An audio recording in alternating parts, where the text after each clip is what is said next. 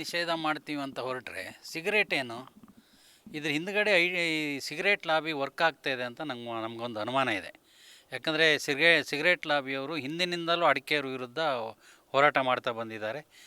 ಕೋರ್ಟಲ್ಲೂ ಬೇರೆ ನಮ್ಮ ವಿರುದ್ಧ ಹೋರಾಟ ಮಾಡಿದ್ದಾರೆ ಅವರು. ಅದರಿಂದ ನಮಗೆ ಅನುಮಾನ ಇದೆಲ್ಲ ಸರ್ಕಾರ ಸಿಗರೇಟ್ ಲಾಬಿಗೆ ಮಣಿತೇನೋ ಅಂತೇಳಿ. ಅದರಿಂದ ಈಗಲಾದರೂ ಈ ಅಡಿಕೆ ಬೆಳೆಗಾರರ ಕ್ಷೇತ್ರದಿಂದ ಗೆದ್ದೋದಂಥ ಶಾಸಕರುಗಳೆಲ್ಲ ಧ್ವನಿ ಎತ್ತಿ ನಿಂತಿದ್ರೆ ಎಲ್ಲೋ ಒಂದು ಕಡೆ ಅಡಿಕೆ ಬೆಳೆಗಾರರಿಗೆ ತಲೆ ಮೇಲೆ ಇವರೇ ಗದಾಪ್ರಹಾರ ಮಾಡ್ದಂಗೆ ಆಗುತ್ತೆ.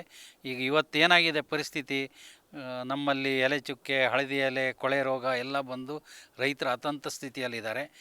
ಜೊತೆಗೆ ರೈತರು ಯಾವ ರಸ್ತೆಯಲ್ಲೂ ಓಡಾಡೋಂಗಿಲ್ಲ. ಇಡೀ ಕ್ಷೇತ್ರದಾದ್ಯಂತ ಎಲ್ಲ ರಸ್ತೆಗಳು ಗುಂಡಿ ಬಿದ್ದು ಓಡಾಡೋಂಗಿಲ್ಲ.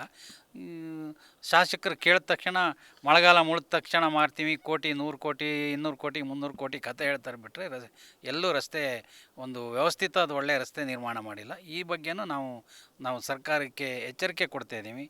ಶಾಸಕರು ಈ ಬಗ್ಗೆ ಗಮನ ಹರಿಸ್ಬೇಕು, ರಸ್ತೆಗಳನ್ನ ಸುಸಜ್ಜಿತವಾಗಿ ಇಡೋದ್ರ ಕಡೆ ಗಮನ ಹರಿಸ್ಬೇಕಂತ.